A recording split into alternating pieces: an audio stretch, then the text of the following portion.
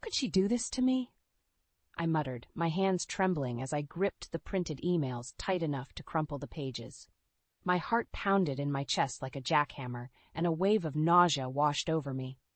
I was supposed to be enjoying a relaxing evening with Ethan's family, but instead, I found myself in Meredith's study, staring at incontrovertible proof of her malicious intent to destroy my career. The woman I had welcomed into my life as a future aunt-in-law was secretly plotting my professional demise, all because she didn't approve of my humble background. The sound of laughter from the living room snapped me back to reality. I took a deep breath and smoothed the papers, tucking them back into the folder. Meredith would pay for her treachery, but I needed to play my cards right. As I rejoined the gathering, Ethan flashed me a warm smile, oblivious to the storm brewing within me. "There you are, babe. Aunt Meredith was just telling us about her latest business venture." Meredith turned to me, her perfectly groomed appearance concealing the viper within. "Marlene, darling, you simply must hear about this exciting new project. I was just telling Ethan how it would benefit from your engineering expertise." The sweetness in her tone made my skin crawl, but I forced a polite smile. "That sounds wonderful, Meredith. I'd love to discuss it further." Her calculating gaze met mine, and I swear I could see the wheels turning in her devious mind. Little did she know I was already plotting my counterattack. "Of course, dear, but first, a toast." Meredith raised her glass, and the others followed suit. "To family and the bright future ahead for you and Ethan." As the crystal clinked, I lifted my glass, my eyes locked on Meredith's. "To family," I echoed, my voice dripping with unspoken venom. The battle lines were drawn. Meredith had declared war, but she had no idea what she was up against. I was no wilting flower, and by the time this was over, her pristine reputation would lie in tatters. Ethan's hand found mine, giving it a gentle squeeze.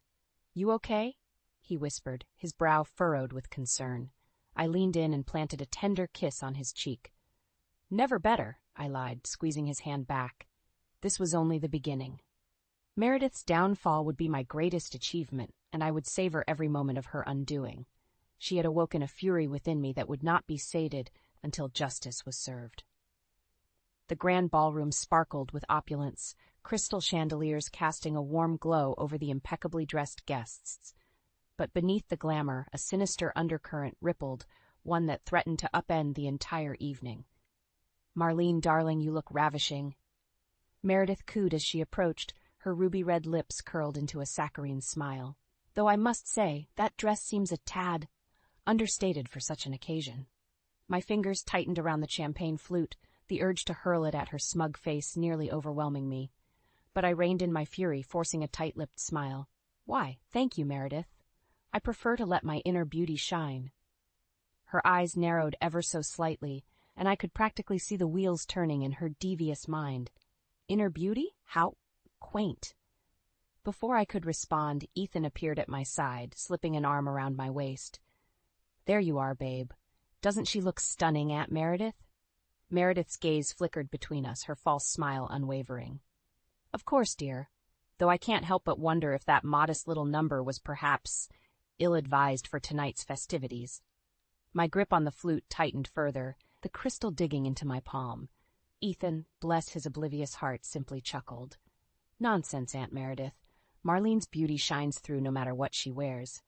He leaned in, brushing a tender kiss against my cheek.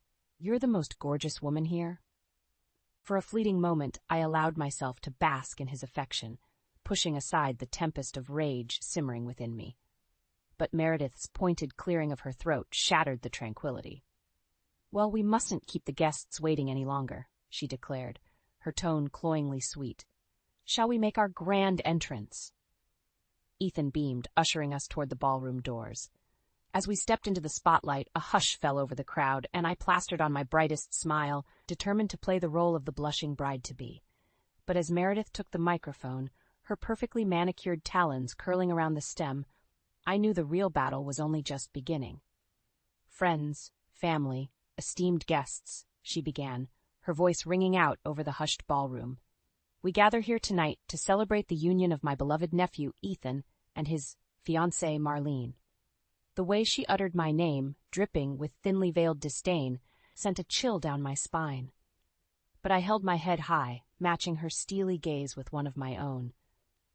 "While their backgrounds may differ," Meredith continued, her perfectly painted lips curling into a condescending smirk, "we welcome Marlene into our elite circle with open arms."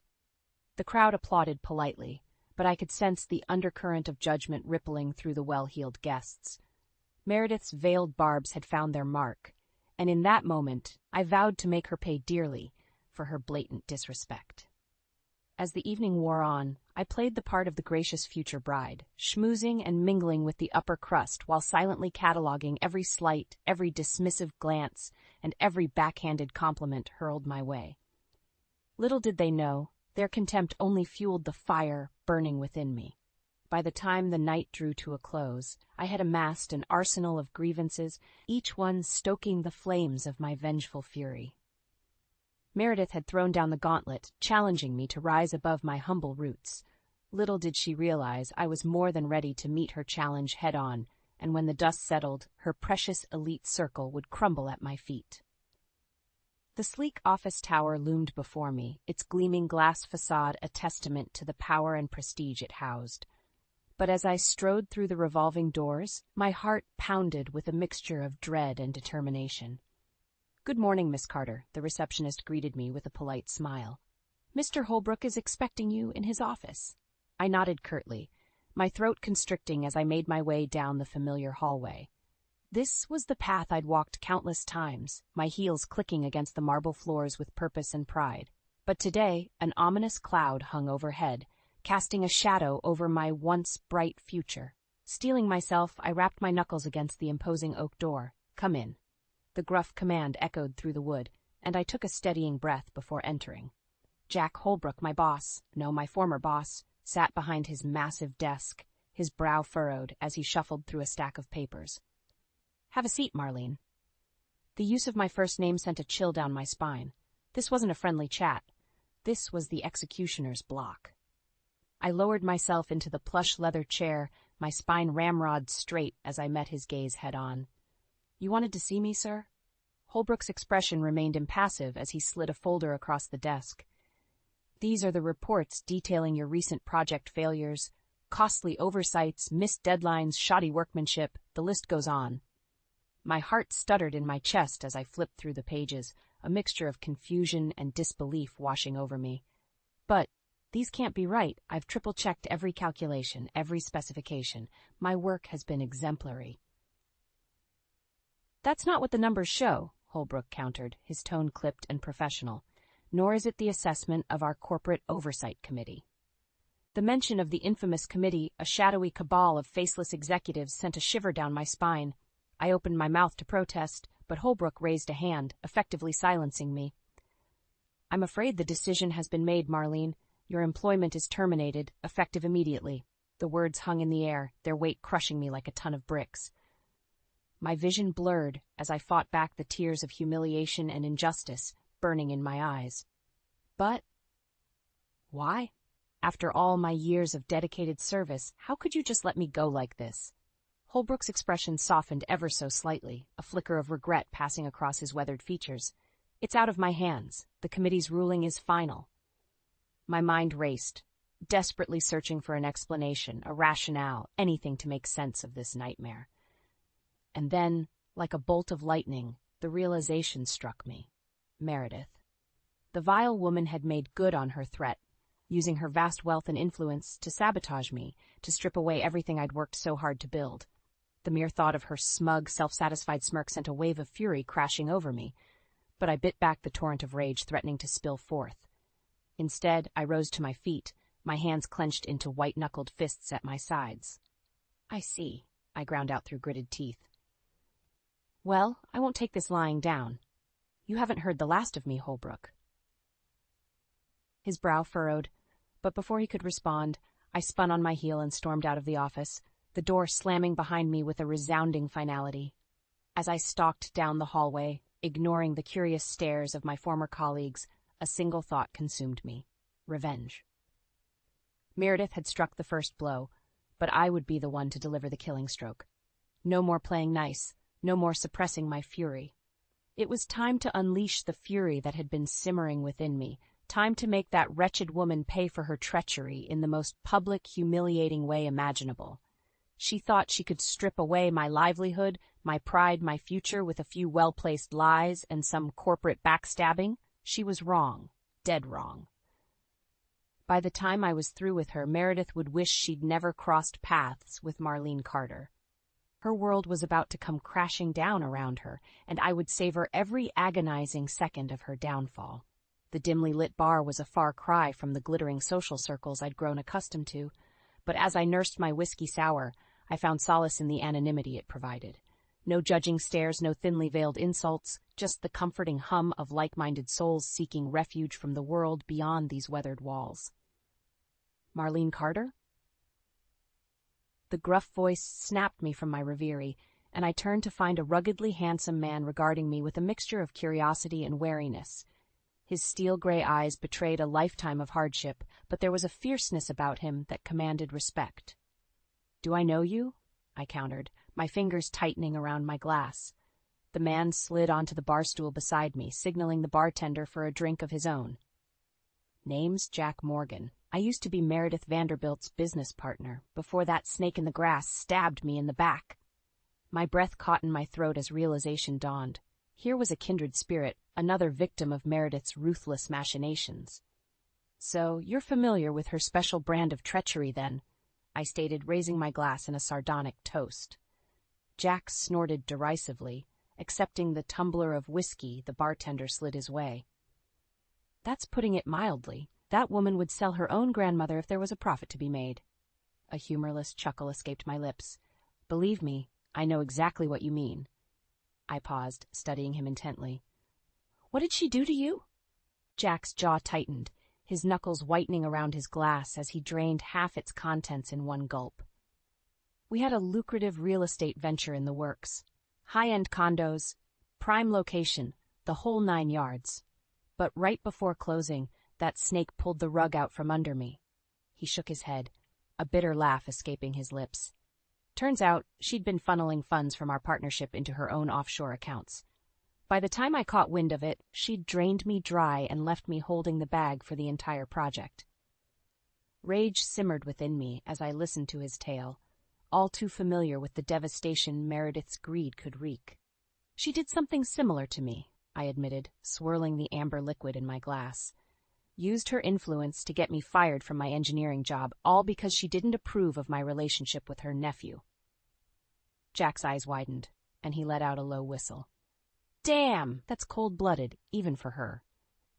A charged silence stretched between us, each of us lost in the bitter memories of Meredith's betrayal.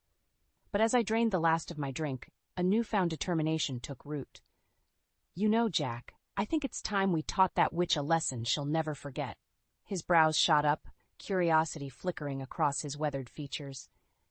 "You got a plan, sweetheart?" The corners of my lips curled into a predatory grin. "As a matter of fact, I do, but we'll need to gather a few more contributors to the cause." Understanding dawned in Jack's eyes, and he nodded slowly, a matching grin spreading across his rugged face. "Name the time and place, darlin'. I'll be there with bells on." As I slid off the bar stool, Jack fell into step beside me. A silent pact forged between us. Meredith Vanderbilt's reckoning was nigh. Over the next few days, I scoured every corner of the city, seeking out those who had fallen victim to her insatiable greed and callous disregard for anyone outside her elite circle. One by one, they emerged from the shadows, united in their thirst for retribution. By week's end, a veritable army had assembled, a motley crew of the downtrodden and disenfranchised, all bearing the scars of Meredith's betrayal. As I surveyed the unlikely alliance, a fierce determination burned within me. No more hiding in the shadows, cowering in fear of that woman's wrath. It was time to drag her sins into the light, to make her answer for the lives she'd so carelessly crushed beneath her designer heels. Meredith Vanderbilt's reign of terror was about to come to a brutal, humiliating end, and I would be the one to deliver the killing blow, once and for all. The dank basement reeked of mold and stale cigarette smoke, but it was the perfect clandestine hideaway to plot our next move against Meredith. As my ragtag crew of co-conspirators trickled in, a hush fell over the dimly lit space. "All right, listen up," I barked, my voice carrying an edge that commanded attention. "We're here to bring that snake, Meredith Vanderbilt, to her knees, once and for all." A chorus of murmurs and nods rippled through the group, their expressions hardened with shared determination. Jack Morgan stepped forward, his steely gaze sweeping over the assembly. "We've all felt the sting of her treachery," he growled, "but talk is cheap. We need hard evidence to nail her haughty ass to the wall." "He's right," chimed in a wiry man I'd come to know as Paul Jennings. "That woman's got more lawyers than sense. Without proof, she'll just bury us." A tense silence hung in the air, the weight of Paul's words sinking in. But just as doubt began to creep in, a soft voice piped up from the back of the room. "I might be able to help with that." All eyes turned toward the speaker, a mousy young woman with a wariness etched into her delicate features. Emily, if my memory served me correctly. "You've got something on Meredith?" I pressed, leaning forward with rapt interest. Emily's gaze dropped to the floor, her fingers twisting anxiously in her lap. "I used to be her personal assistant," she began, her voice little more than a whisper. "I saw things, heard things I shouldn't have." Jack arched a skeptical brow. "You got proof to back that up, kid?" Rather than responding, Emily reached into her tattered purse and extracted a battered manila folder. My heart skipped a beat as she laid it on the table before us, the damning contents spilling out onto the scarred wooden surface. "Phone recordings," she murmured, gesturing to the neatly labeled cassette tapes. "Financial statements, offshore account details, everything you'd need to bury that witch once and for all." A reverent hush blanketed the room as we digested the treasure trove before us. This was it, the smoking gun we needed to bring Meredith's empire crumbling down around her. "How did you get this?" I breathed, my fingers trembling as I rifled through the meticulous documentation. Emily's haunted gaze met mine, a shadow passing over her delicate features. "Let's just say, I paid a heavy price."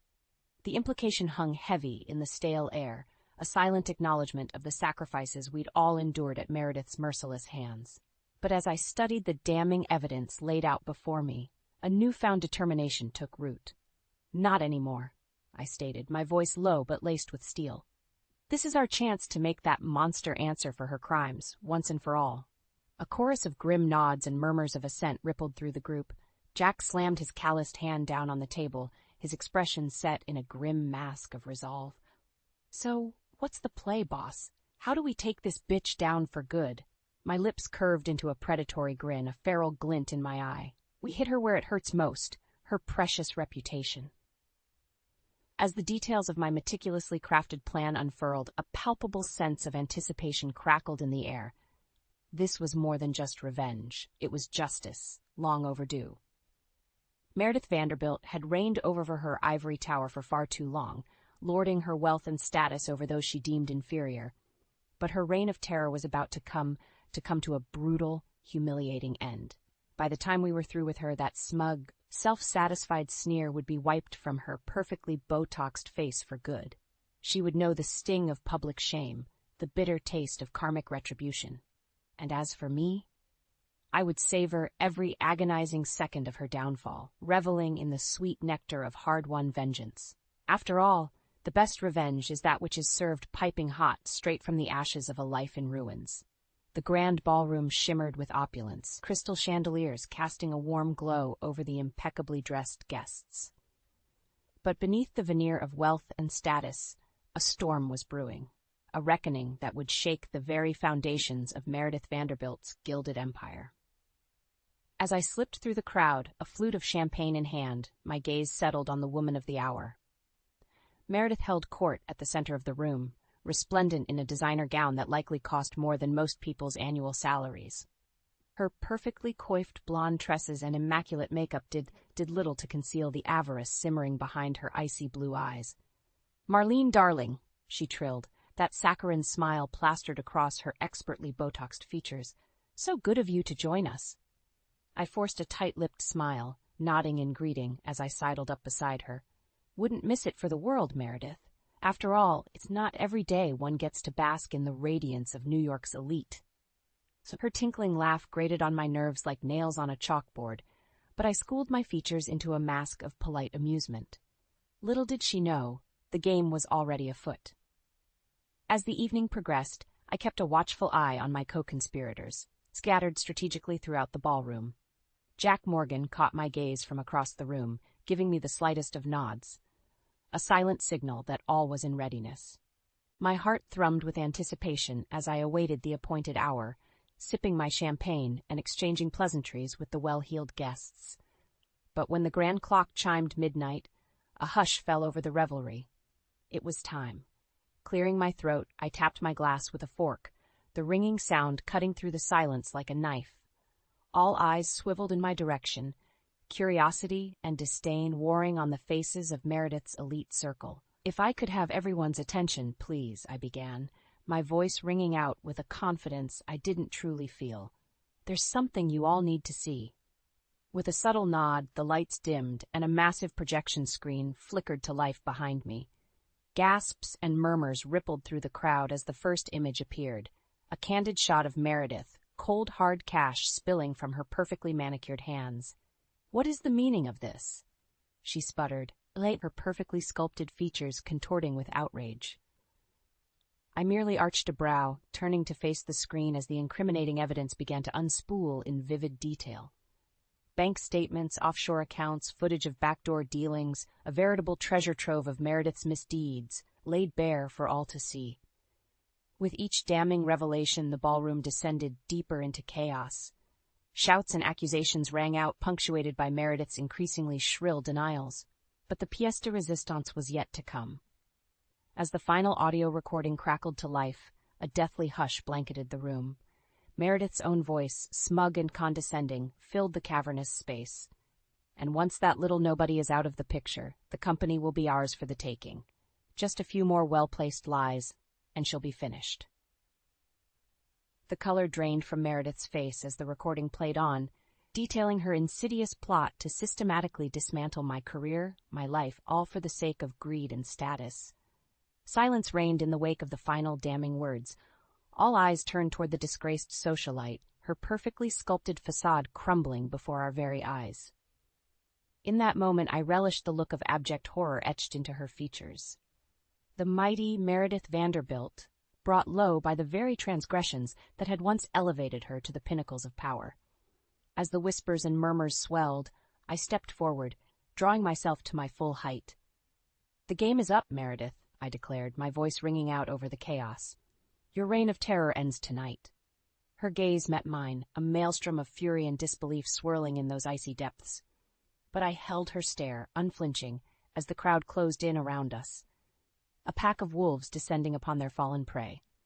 In that moment, I knew the sweet taste of victory, of hard-won vengeance. Meredith's world was crumbling around her, and I would savor every agonizing second of her descent into disgrace. This was more than just retribution. It was justice, long overdue. And as the once mighty Meredith Vanderbilt was led away in shame, I couldn't help but let a triumphant smile spread across my lips. The Queen was dead. Long live the new reign. The air hung thick with tension in the wake of Meredith's very public undoing. As the disgraced socialite was led away by security, her perfectly coiffed veneer in shambles, a deafening silence blanketed the ballroom. I stood rooted in place, my chest heaving with a mixture of triumph and disbelief. For so long I had dreamed of this moment. The day when Meredith Vanderbilt's reign of terror would finally come crashing down around her. And now, it was a reality. Slowly, the stunned guests began to stir, whispers and murmurs rippling through the crowd like the first tremors of an approaching storm. All eyes turned toward Ethan and his family, their expressions ranging from shock to outright horror. Ethan's mother, Evelyn, was the first to break the silence, her trembling voice cutting through the tension like a knife. "Ethan," she stammered, her perfectly made-up features ashen. "Did you know about this?" Ethan could only shake his head mutely, his eyes wide and haunted as the weight of his aunt's betrayal settled over him like a shroud. "Of course he didn't," I interjected, stepping forward to stand at his side. "Meredith's lies and manipulation have poisoned this family for far too long." Evelyn's gaze snapped to me, a flicker of anger burning behind her eyes. "And I suppose you're the innocent party in all this?" I met her accusatory glare head-on, unwavering. "I'm the one who exposed the truth that your precious Meredith has been bleeding this family dry for years." A hushed gasp rippled through the crowd, and I could see the horror dawning on Evelyn's face as the realization set in.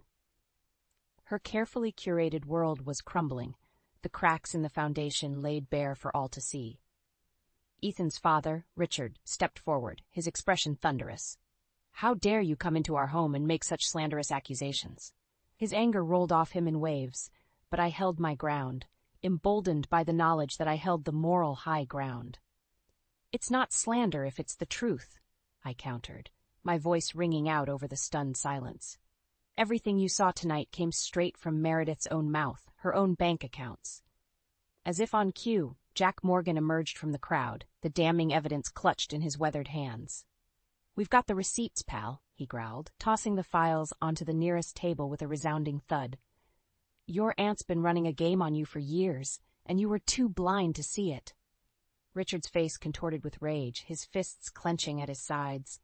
But before he could unleash his fury, Ethan's voice cut through the tension, soft but laced with steel. "Enough." All eyes turned toward him, drawn by the quiet authority in that single word. Ethan's shoulders were squared, his jaw set in a grim line as he surveyed the scene before him. "For too long, I've stood by and let this family's toxic behavior poison everything it touches," he stated, his gaze sweeping over the assembled guests. "Well, no more." He turned to me then, his eyes brimming with a cocktail of emotions, shame, regret, but also a newfound sense of resolve. "Marlene, you were right all along," he murmured, taking my hand in his. "I was blind to the truth, but you risked everything to open my eyes." A hushed silence fell over the room as Ethan drew me into a fierce embrace, his lips brushing against my temple in a tender gesture. "Thank you," he whispered, his voice thick with emotion. "Thank you for setting me free." In that moment, the weight of everything we'd endured seemed to lift from my shoulders. The battles had been fought, the war won, and in the end, our love had emerged victorious.